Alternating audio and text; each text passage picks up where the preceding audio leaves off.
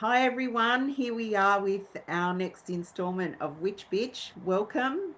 And Witch Bitch is where we talk the real tea. And today we have Jen Saul, and we're so excited to have her on the show today. And Jen, it's your first time on our show. So, for a first timer, we always ask the same question. Can you please tell us, enlighten us, please, about your wake up story? Yeah, so for me, it was 2014, and I would say it was a convergence of traumas that kind of all came together concurrently. I had some workplace trauma that was happening at the time, as well as some marital um, trauma, as well as a resurfacing of an event based trauma from when I was a teenager 18 years prior. And so for me, all of these things kind of converged all at once. And it was like, for me at the time, it felt very much like what people talk about with hitting rock bottom.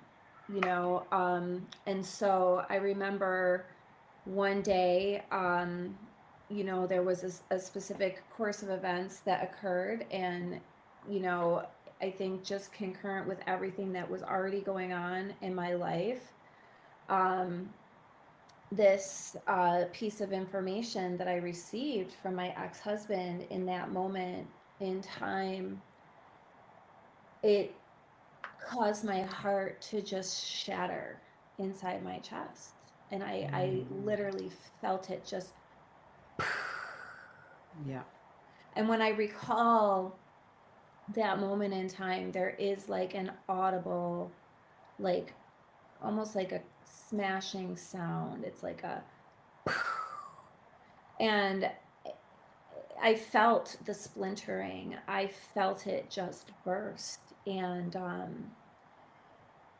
yeah, it was a moment that was probably the most painful moment of my entire life.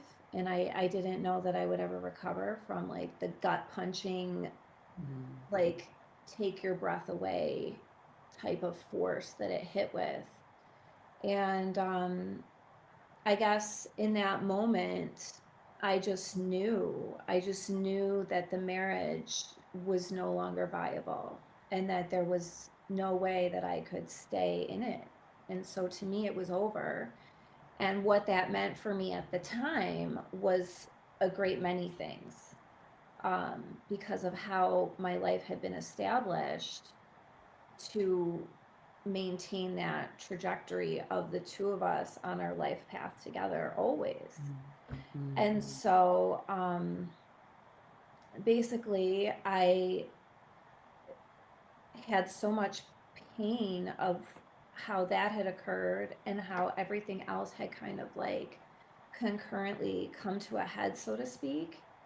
Um, and I had to make a choice. There wasn't any way I could go on the way that I was. I was completely depleted always, and my body systems were shutting down. And I had suffered a miscarriage and was not ovulating because of the stress. There was non-ovulatory cycles, and so that was the difficult piece was the heart shattering moment. I asked my ex-husband, when are you going for your tests? And he just said, I don't want to have another baby with you. And that was it. That was it. And so I was really struggling at this point in time. I had just been written out of work by my physician. Um, just really kind of like at, not to keep loading the colloquialisms, but like really at the end of my rope for quite some time. I wasn't coping well. And so I remember one day sitting in the living room and I was on Facebook, and Devin was 3 at the time. And I remember reading this article, and it was posted by a friend who's a psychologist, and it said 6 things boys need from their mother. And number one on the list was for the mother to love herself. Mm. And I said, oh my God, I don't have that. Like, I can't Mm. get that to him. And so it just became like my mission. Like, that's what I needed to do. And that's what I did. I decided I'm going to learn how to love myself. I'm going to figure it out.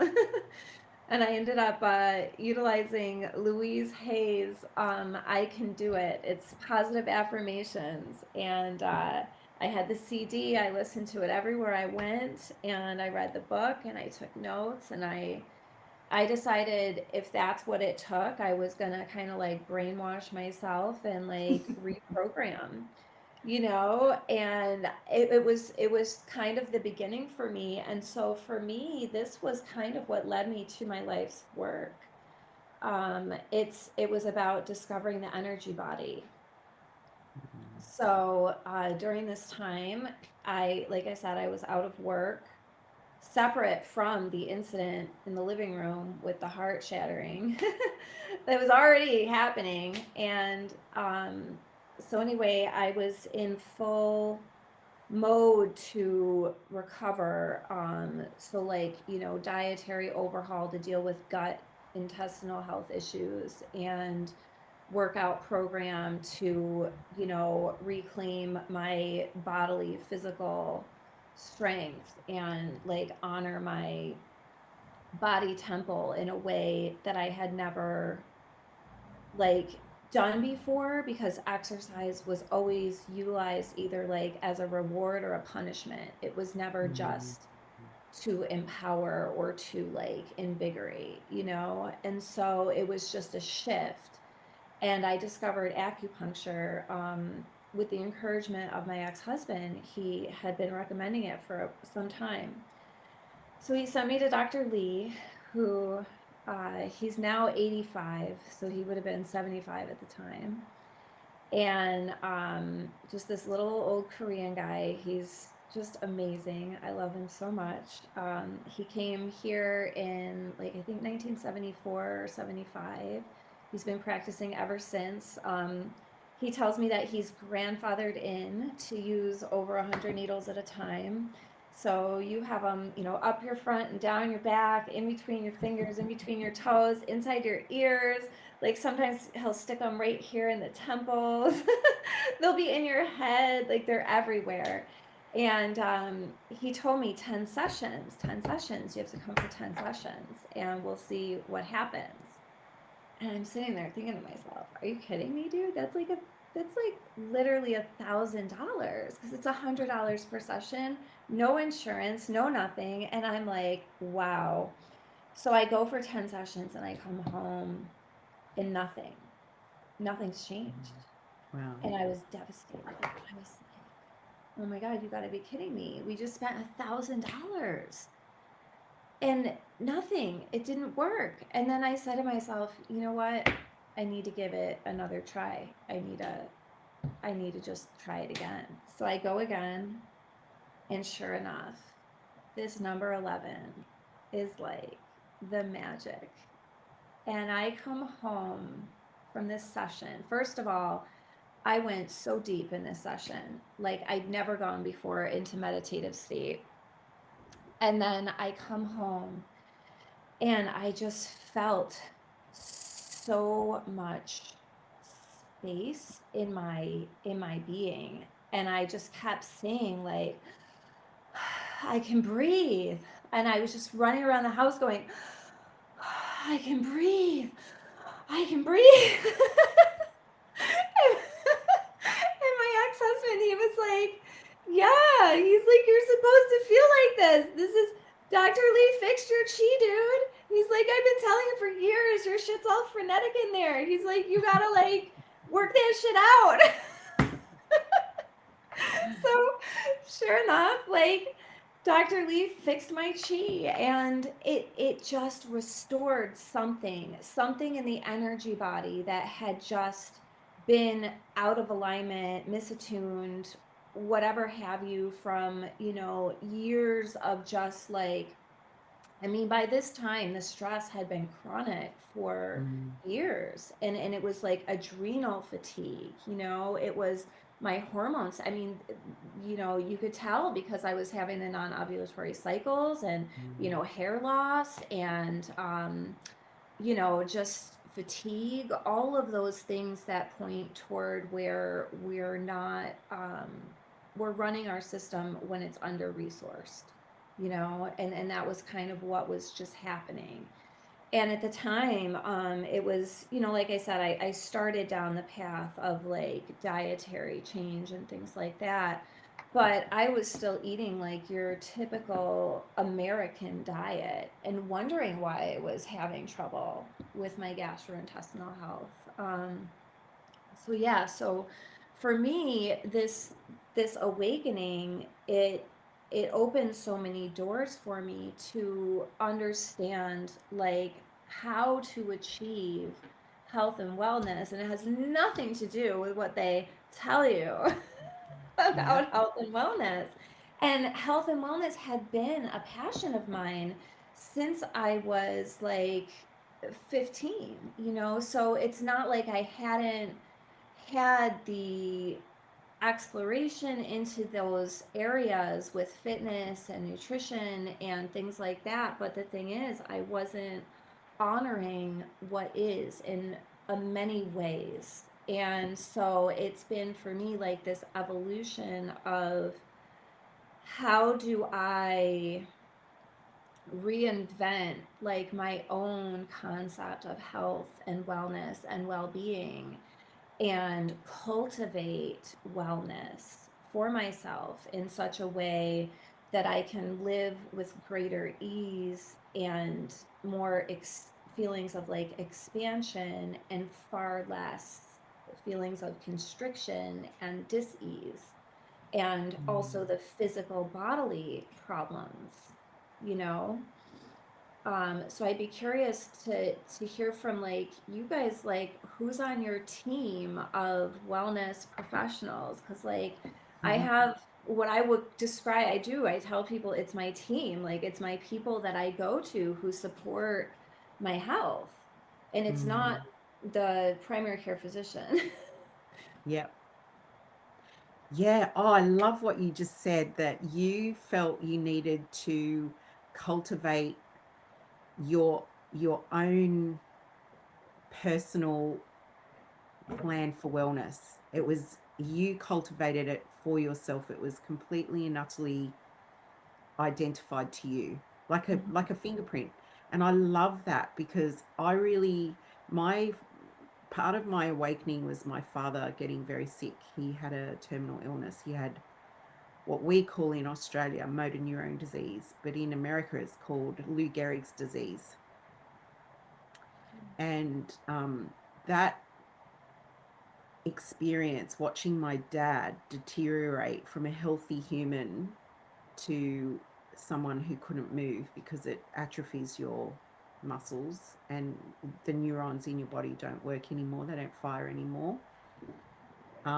And so that whole journey with him, watching his health decline, really, I mean, I've always struggled with my own body image and my own health, and I've always felt like my body had a bit of a mind of its own. Um, d- Traditional dieting and exercise and that sort of thing doesn't work for me. And as I've gotten older, I've realised that hormones play a huge part in that as well.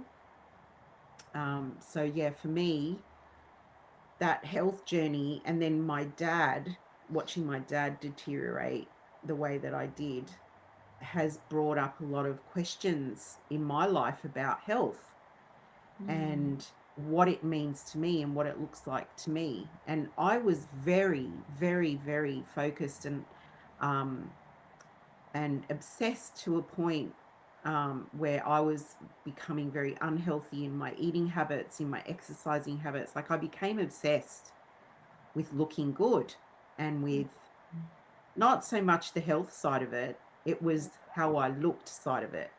mm, Um, when I was young, I was very obsessed by it, like very unhealthily. And it wasn't until I let go of all of that conditioning and programming, through society and through messages I got from the women in my life, and through advertising and television and all of that stuff, that I had to really reassess and let it all go. Mm-hmm. That I started to realize that health really is a personal thing. You can't lump everybody into the same um, boat and say, well, this works for me. It, that's going to work for everybody. So, which was in the 80s when I was growing up, that's how it was. It was the same message for women across the board. And I speak from the point of view of the female because that was my experience. Um, yeah, so growing up and deciding, okay, I'm turning my back on all of that programming, I'm not going to listen to any of that anymore, has started me on this journey of unlearning all of that and making choices that are more aligned to who I am, and still discovering in my life what that means and what they are. And a lot of that, I think, comes down to trying something. If you feel an affinity to it, if you think it's something that would work for you, you just need to go out and try it and see through trial and error what's going to work for you. Yeah. And I think that's such a powerful message, that health is not a one size fits all. It's Yeah. very, very personal to the person, Yeah. and thankfully so that we have all this choice, Yeah. in the world. We have all this choice that we can go out and try this and try that. I mean, I've wanted to try. I think it's where they align your spine and they do that work on your spine, and they like pull out all the kinks down your nervous Mm-hmm. system through your spine. I've wanted to try that for a while, so that's my next step in my health journey, is to give that a go. I'm Nice. just looking for a person now that has come highly recommended. I've been asking around about it. Yeah. Yeah. I love that. So, um, I've been muted this whole time because I think we can all tell why. There's like a lot of background noise, but I hope you can hear me well. Can you hear me Yes. well, guys? Yeah. Okay. I love this question so, so much. And I appreciate, Jen, that you are asking us a question because that doesn't Yeah. happen very often. Usually it's us asking you a question. Um, but I resonated so strongly with what Mum said, and what came to me in my answer was the people that I have on to help me with my health is actually my companion is my body, and I'm really proud to say that.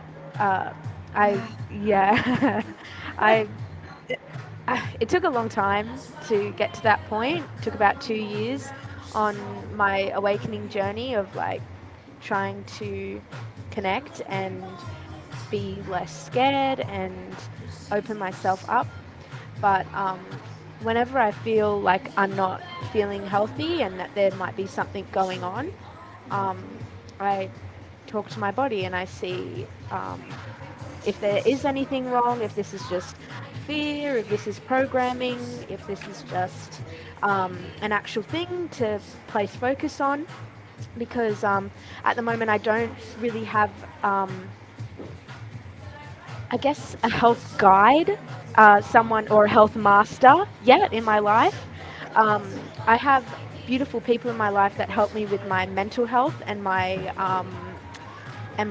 spiritual health, but not so much my physical health, at least at this stage. So yeah, I turn to my body and communicate with my body instead, and myself as well. And also, at the moment, I've been having some things come up with my femininity, like physically, my femininity. So I turn to my mum and to other women, and um, anyone that I can trust, that I feel I could trust, and they're the people that I turn to for guidance um, in my health journey. But I really think it's important to really understand that it's it's so beautiful and so amazing to have a master in your life that can show you the way.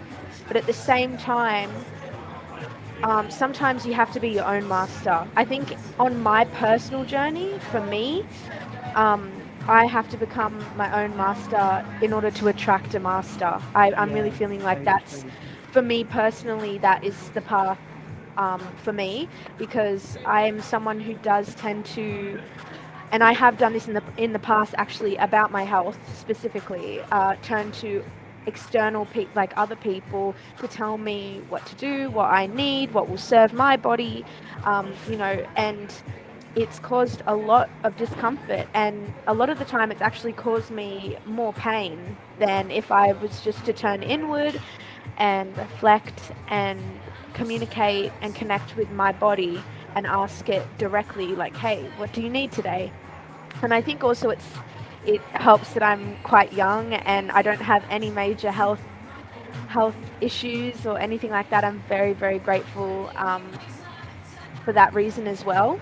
So it is also, I don't want to say easier, but it is also easier for me to just be like, hey, what's up? Like if I feel like there's something imbalanced, because I'm quite young and I know I can bounce back.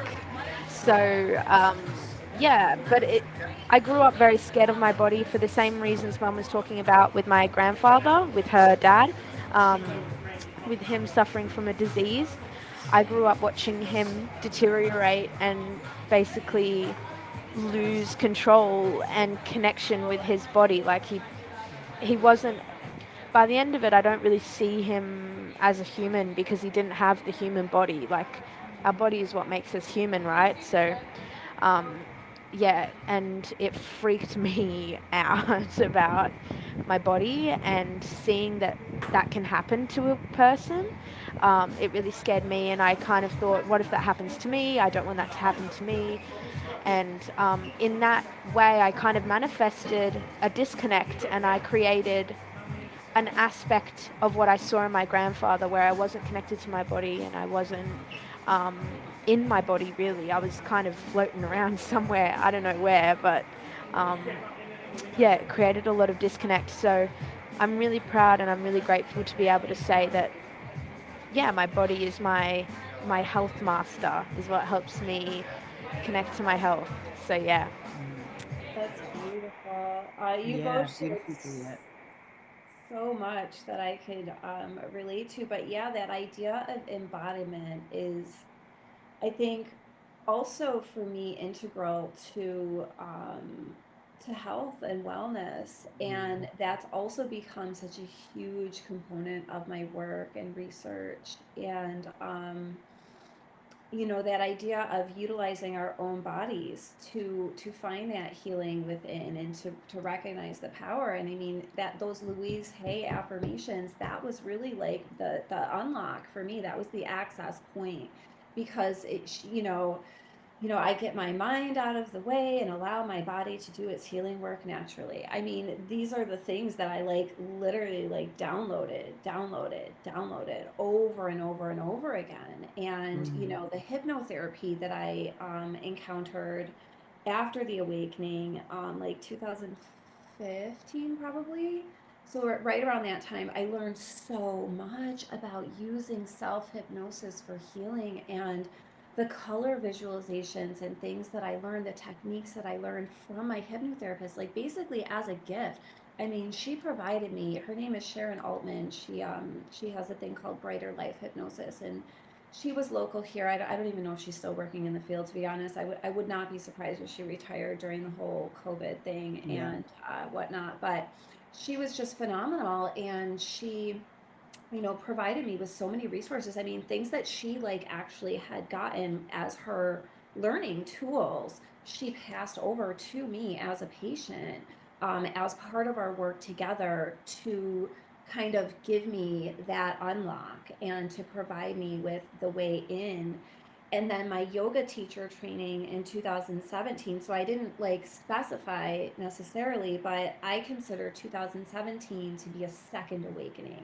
Like I had like a mini dark night of the soul type of experience going on, and just from there, I mean, that's when I really took off. So, truth be told, like the initial awakening and discovering the energy body and, starting to redefine health, that all started in 2014, but it was 2017 where again I had like a massive heartbreak situation, and this one was fraught with betrayal and what my dad would call subterfuge, and Mm. just really, yeah, it was nasty and raw and painful and frightening.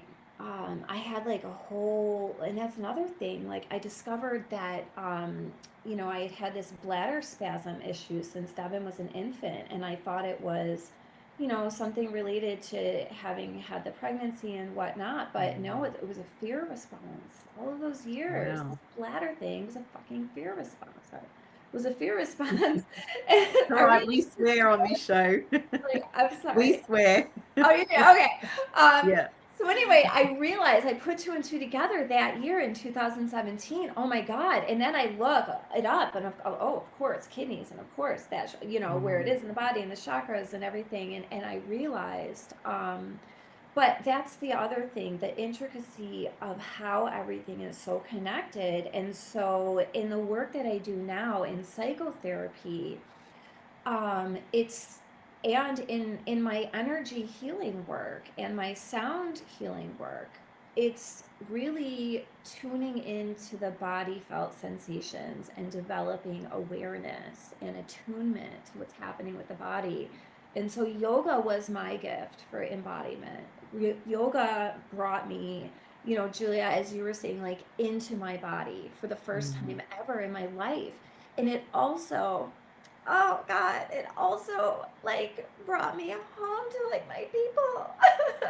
Like I can't even, like, just thinking about like meeting my peers in my yoga teacher training, it was like fucking coming home, like for the first Mm. time ever, to meet people who are like kind of like me and who operate just like on a little bit of a different wavelength, and like, you Mhm. know, don't really adhere to like all those like systems and programs and constructs, and just kind of a little bit more, like not wayward, but just not wanting to like adhere and conform and comply and become complicit to so much Mhm. of that shit that goes on. So it was just so beautiful.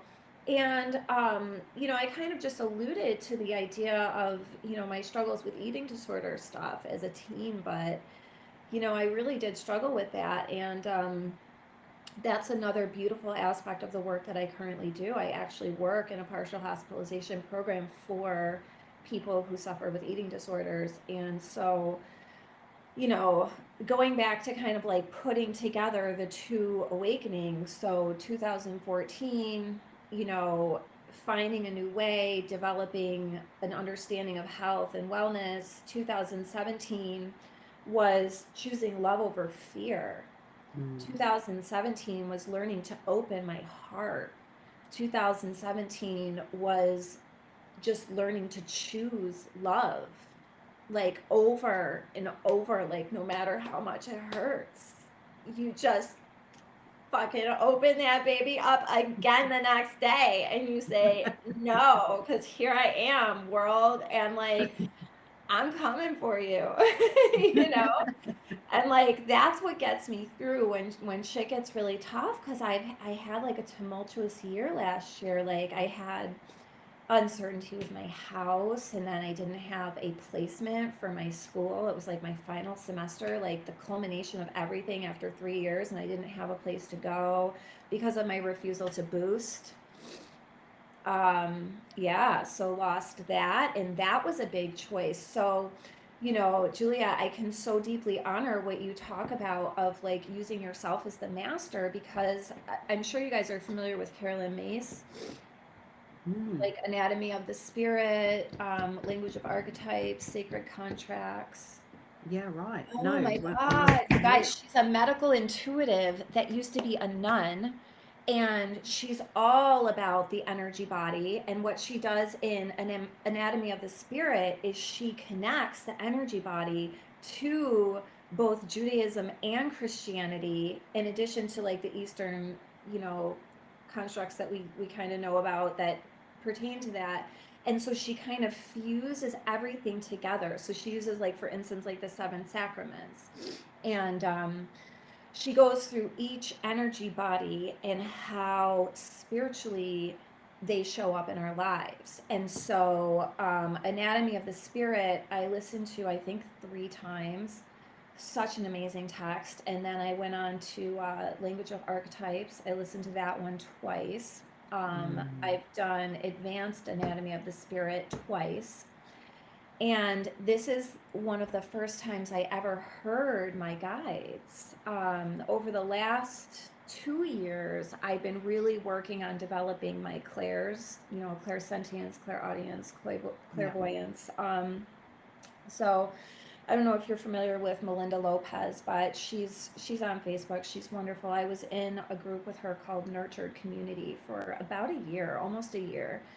And in there, it's just about, you know, nurturing the self, nurturing the spirit, kind of really coming into fully tuning into that internal guidance system, which for me has always been a struggle, which is Mm. how I ended up at 35 crying over the magazine of I don't know how to love myself for my kid, you Yeah. know, because I just was constantly self-abandoning, self-sabotaging, you know, a lot of self-effacement, literally with the anorexia, I mean everything. Yeah. And it became that journey to freaking figure it out. Like, how do I know what my body needs? Yeah. And so that's something I use in my health consistently. The compass of health, you know, north nutrition, east exercise. I like to call it movement practice, particularly in the setting where I work. We don't say the E word, so it's movement practice, which is just so much more all encompassing and beautiful anyway. And then south is sleep and rest. And then west is water, so hydration. And so we talk about like what does hydration look like? Well, you know, it's not just drinking water. It's like caring for like your electrolytes and Mm. your pH levels and what kind of water are you drinking and are you getting the hydration from fruits and vegetables and things that have those nutritive properties, but they also carry that hydration that's going to be more accessible for the body and for the system to uptake and to integrate, right? And Mm. so, and then what are we doing for the external? How are we like locking it in? You know, what are we putting on the outside to seal in that moisture and hold it for the system?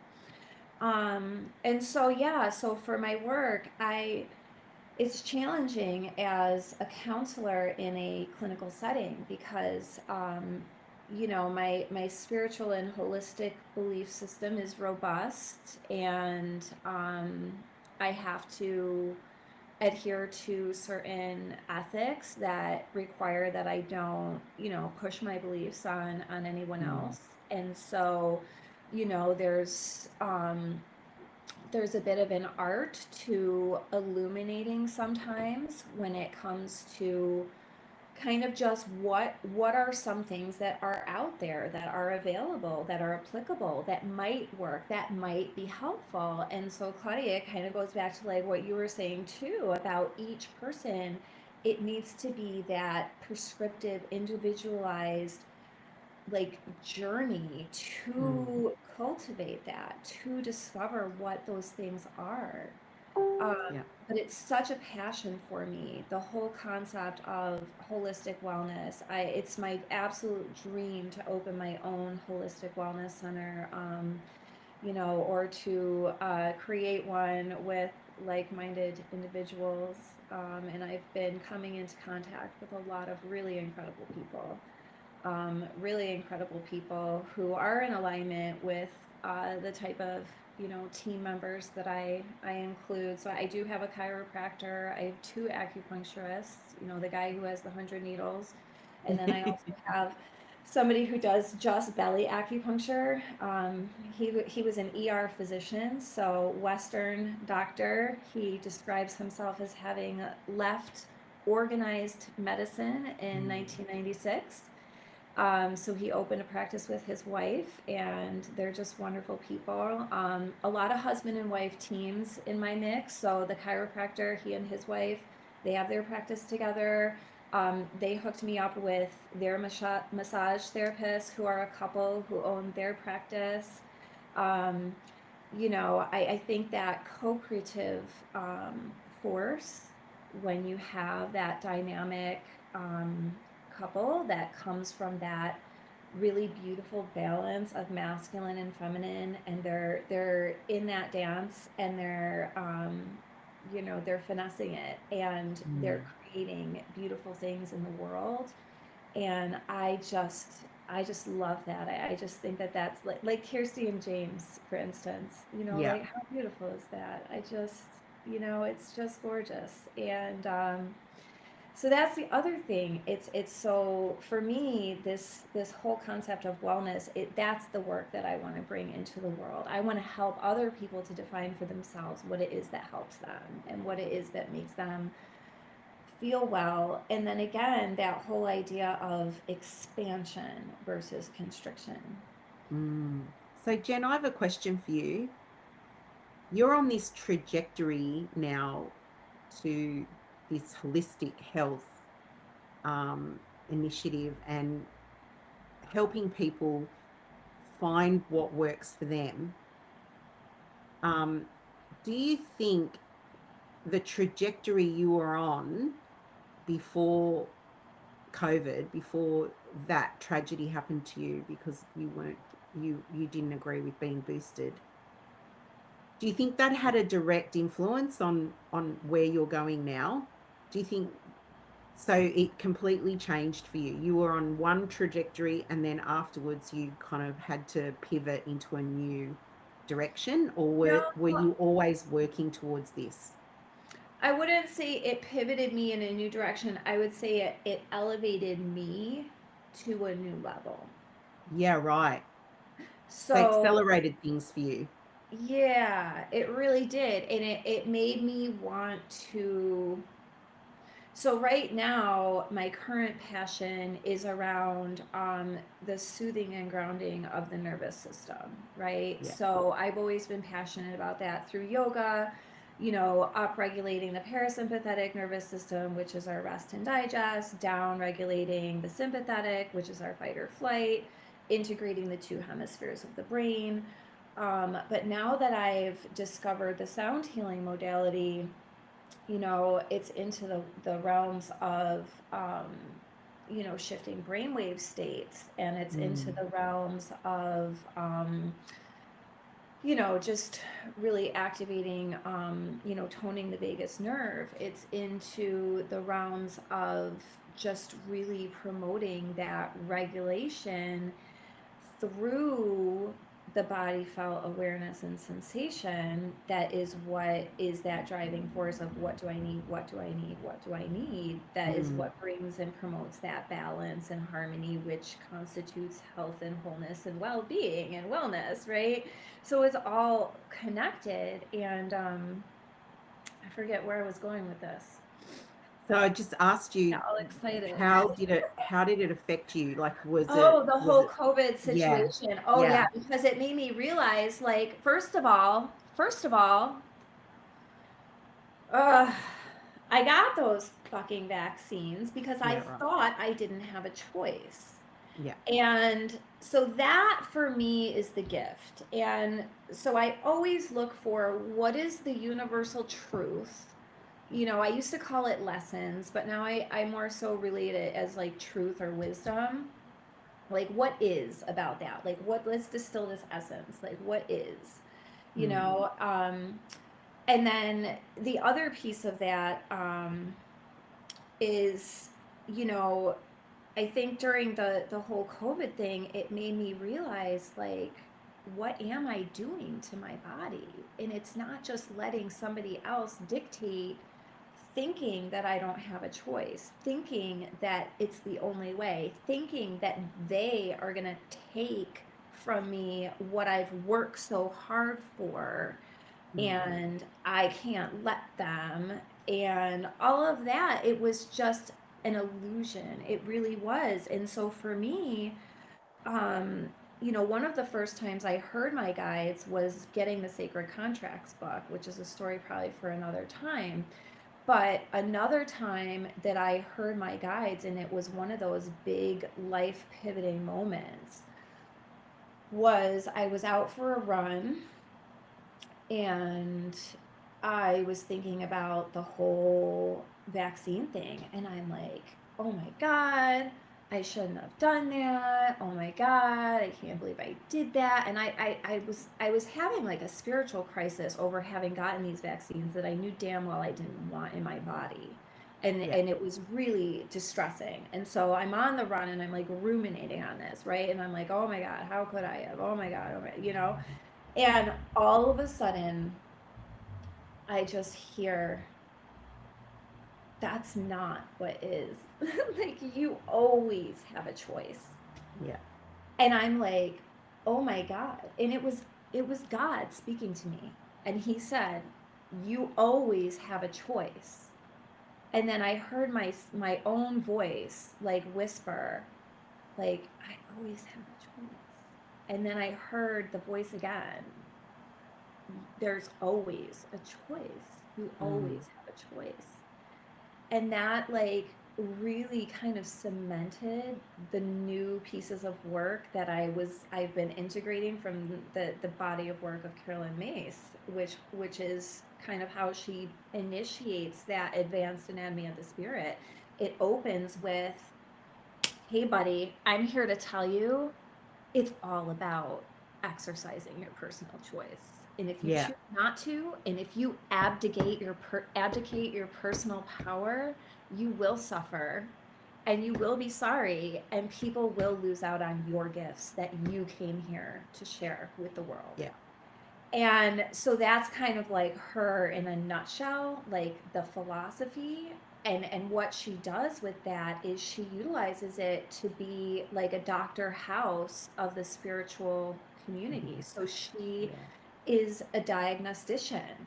She's a medical intuitive. And so when the physicians, the Western physicians, can't figure out the root cause of what is happening with somebody, she goes to the energy body and to the correlated systems, because each of our chakras is connected to our glands in our endocrine system and our nerves in our nervous system. And so the physiology is there.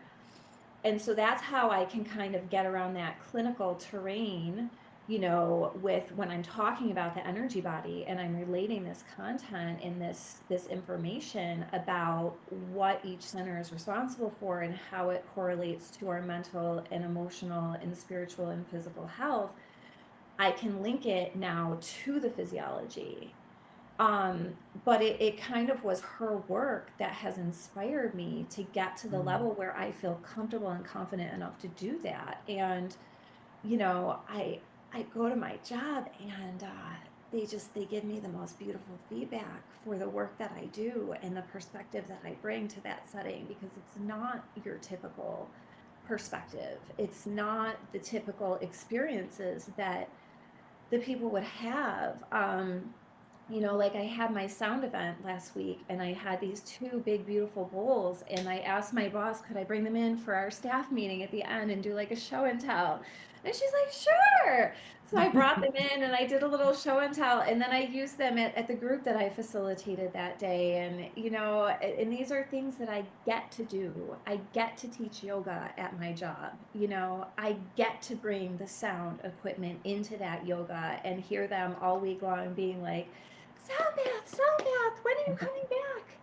You know, like it's really exciting and it's really fulfilling, and to be able to show up like as I truly am for like the first time, except for like in a place like the yoga teacher training group or in Sister Circle. Oh my God, which was another beautiful gift in my life for a year in Global Yeah. Sister Circle.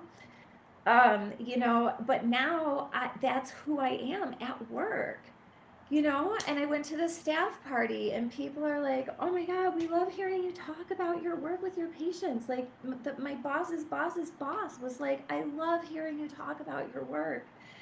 And I was just like it was just incredible. It's incredible.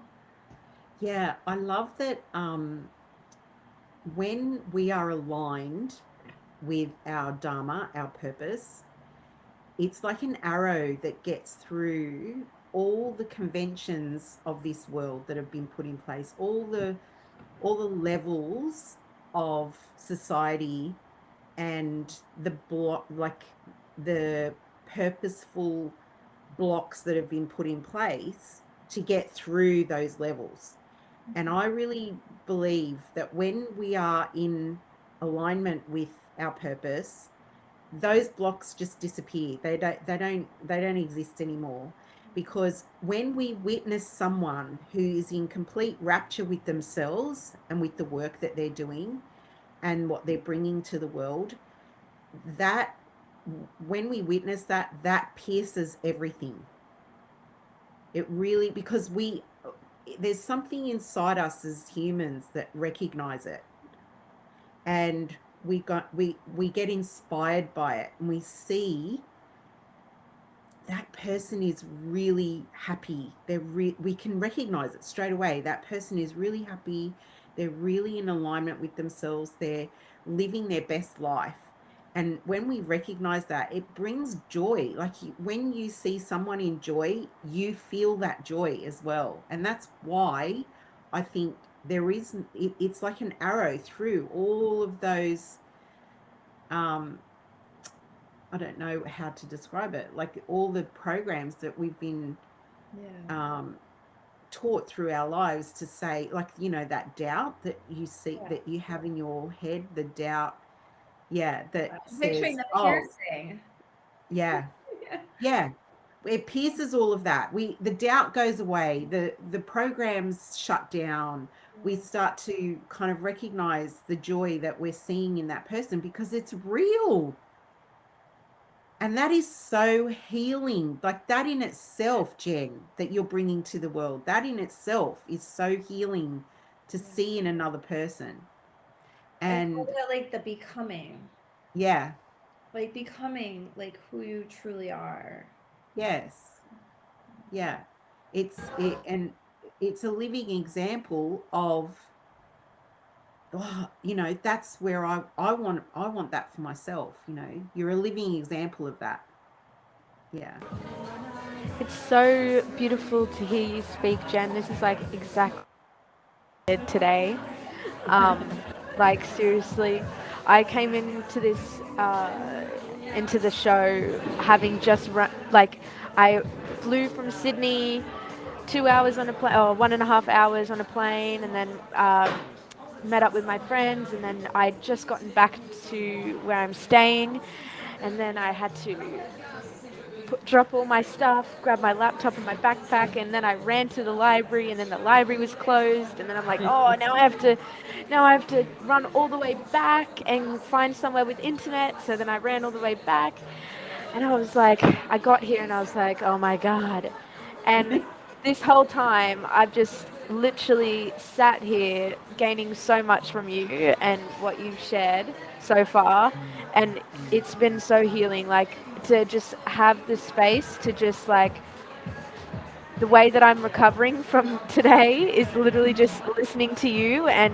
learning so much. It's seriously magical, and I just wanted to say that, and also add something else that came to me that I wanted to share, because we're talking about health, and I loved that we just kind of usually when I bring, when I like write up the post and before we bring people on, I come up intuitively with a title, and that title is like a topic, and then we go from there.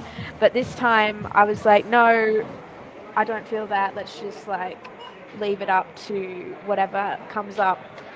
And yeah, I just love that it's talking about health entering the new year because in our previous live last week, we were actually talking about New Year resolutions and how it's actually, we all feel that making New Year's resolutions doesn't actually serve anymore.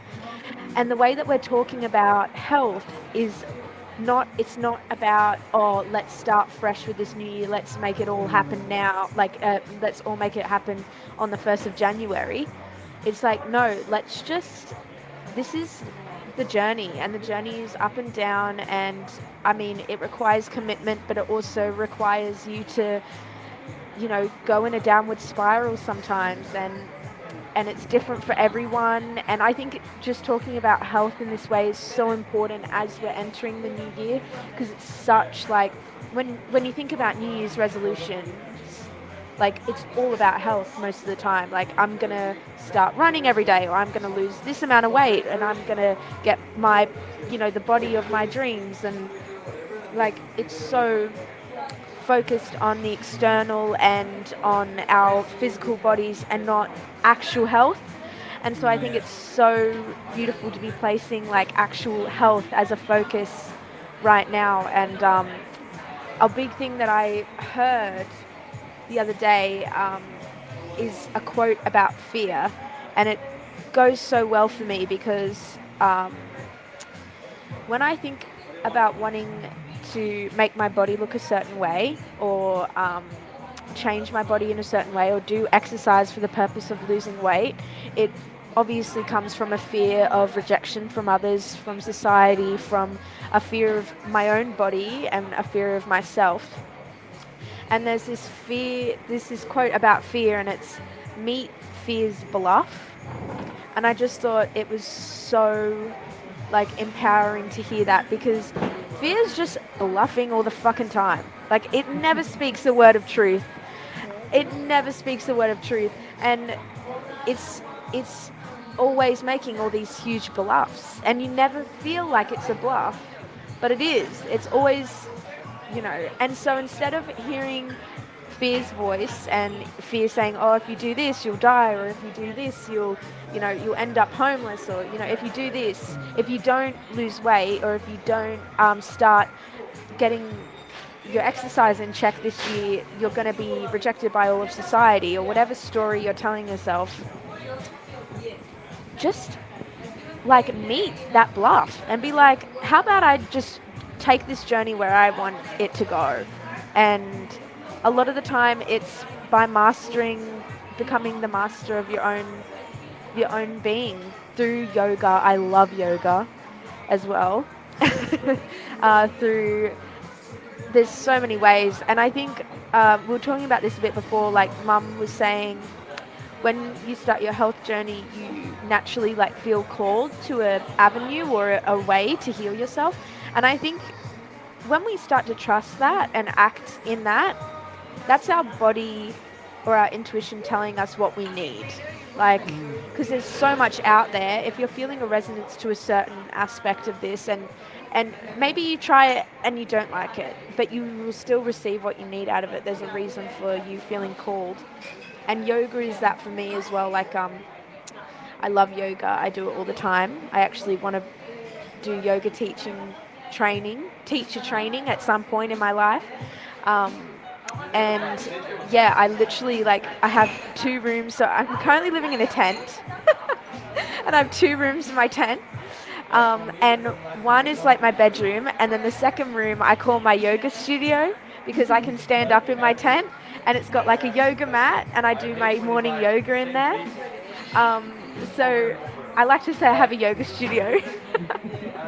But yeah, I think even just doing small things like that for yourself, or whether it's meditation, whether it's sound healing, whether it's, you know, acupuncture, just going out and trying it and having that as your New Year's resolution, instead of, you know, creating these limitations around, oh, I need to have this structure in place for me to get the body of my dreams, or like for me to lose weight, or for me to be healthy. I have to be healthy in 2023. Let's go on a diet, or let's start exercising more. And I think exercising more is always a healthy thing, but it's the intention behind why you're doing it. I'm not saying like don't go on a diet, or don't go on a, well, maybe don't go on a diet, but like just acting intuitively and having that as your intention for the new year, instead of following the story of society, following the story of yourself instead. Yeah. You touched on so many important elements there. Oh my goodness, I couldn't even try to recap all of them. But yeah, so many more like little nuances to health. Like, the idea of having like ritual and ceremony in place, the idea of creativity and play and creative expression. And, I even think like as you were talking about the yoga, I've been really into dance. And like I discovered that there's something in movement of the hips that stimulates our divine creative life force essence. And for me, when we talk about sacral chakra, which is like the seat of our addictions and stuff, it's not just sexuality, it's sensuality, it's creativity, and it's play, and it's our divine life force essence, and it's all one in the same energy. And all this suppression and repression of our sexuality and of our bodies, especially as women,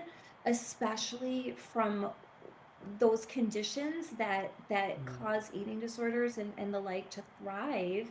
um I think right now, partly because of COVID and the mass awakening that has occurred, and people are like, what is this bullshit? Like, my body feels worse now than ever with all these stuff that they're putting in there. People are starting to recognize that they're sick, and their kids are getting sick because they've had all this stuff, you know and they're starting to kind of recognize, like, wow, I do have authority over my body, I do have authority over how I treat it, what goes into it, what I do for it, how I care for it. And self-care, it can be as big of a buzzword as it needs to be. I don't care if it directs people to do what is needed for themselves and for their overall well-being. Then I think it's great. I also think it's great families have spent a lot more time together. I think it's great people have set more boundaries on work and the limitations of the work home balance. I think there's a lot of things that, as people are awakening more and more, like, we're seeing the shifts. We're seeing the shifts, and people are a little bit more concerned with what's happening with one another, and, as opposed to just themselves and their own families. Oh, yes, so true. Love that. We're at time, and I would love to go over time, Jen, but I've got to go to work. So Okay. we have to cut it there. But oh my goodness, thank you so much for coming on the Oh, show you're with welcome. us. And we have loved this conversation, and we definitely want to continue the conversation with you at another time. Would you come back on the show with us? Of course. Yes, awesome. So I'll tee up a time with you when we can come back in the new year. All right. Sounds wonderful. Thank you so much for having me on. I appreciate your time and energy and the beautiful gifts that you're bringing forth to the world. Thank you so much. Thank you, Jen. Mwah. And bye, everyone. Happy New Year. We'll see you next year. Thank you. Thank you. Thank you.